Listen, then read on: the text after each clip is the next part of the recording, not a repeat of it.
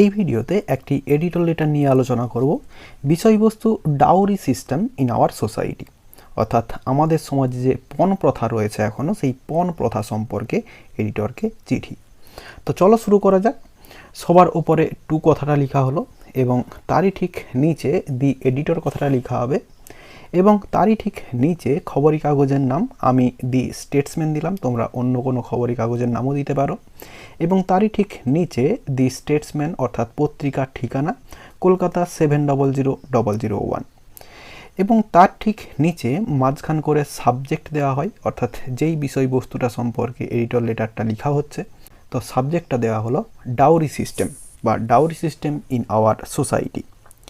এরই ঠিক নিচে বাম দিক করে দেওয়া হলো স্যার বা ম্যাডাম কথাটা লেখা হলো এবং তারই ঠিক নিচে থেকে বডিটা লেখা শুরু হচ্ছে। দেখো, Through the columns of your esteemed daily, I want to draw attention about the dowry system in our society.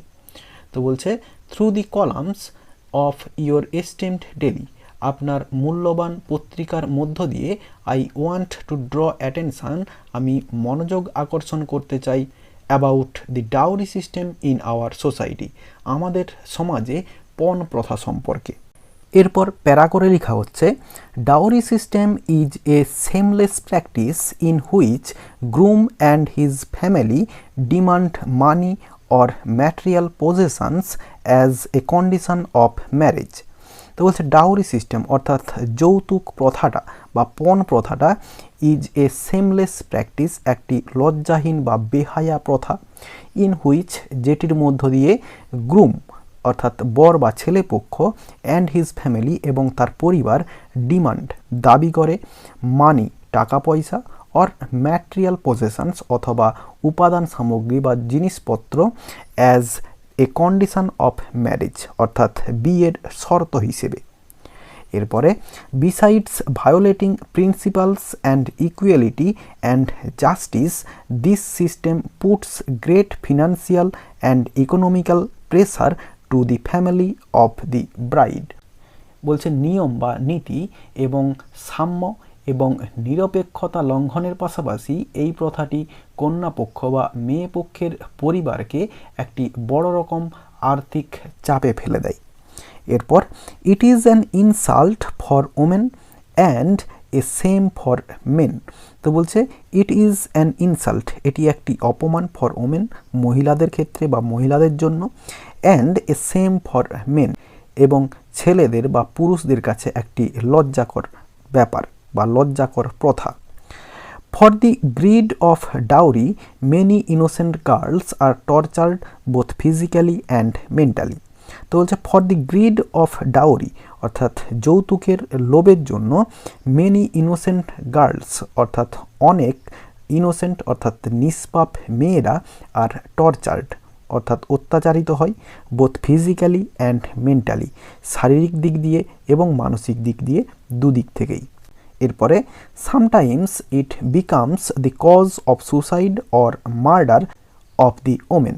তো বলছে সামটাইমস কিছু ক্ষেত্রে বা কিছু সময় ইট বিকামস দি কজ এটি কারণ হয়ে দাঁড়ায় অফ সুসাইড আত্মহত্যার অর মার্ডার অথবা হত্যার কারণ হয়ে দাঁড়ায় অফ দি ওমেন মহিলাদের।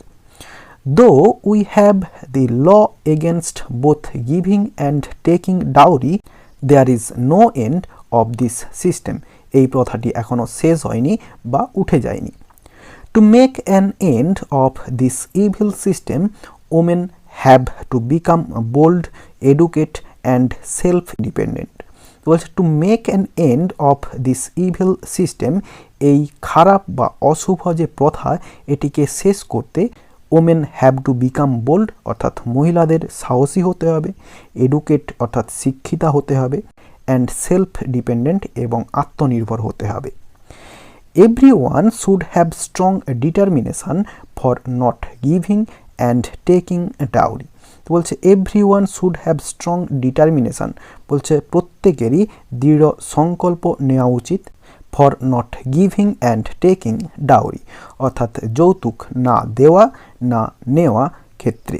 এরপর আবার প্যারা করে so I fervently request you to publish an editorial comment on this subject.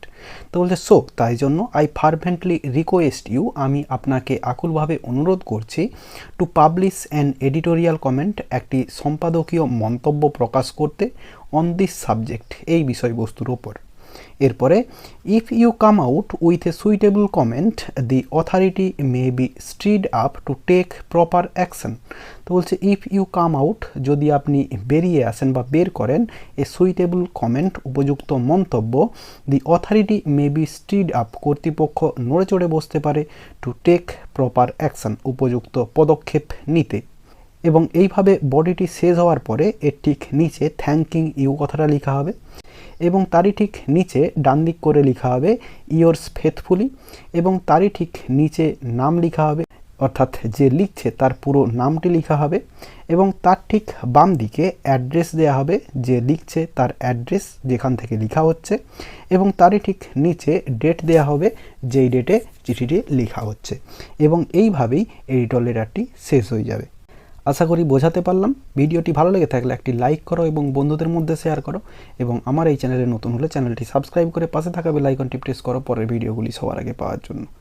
এই ভিডিওতে এতটাই দেখাবে, নেক্সট ভিডিওতে। ভালো থাকো সবাই, ধন্যবাদ।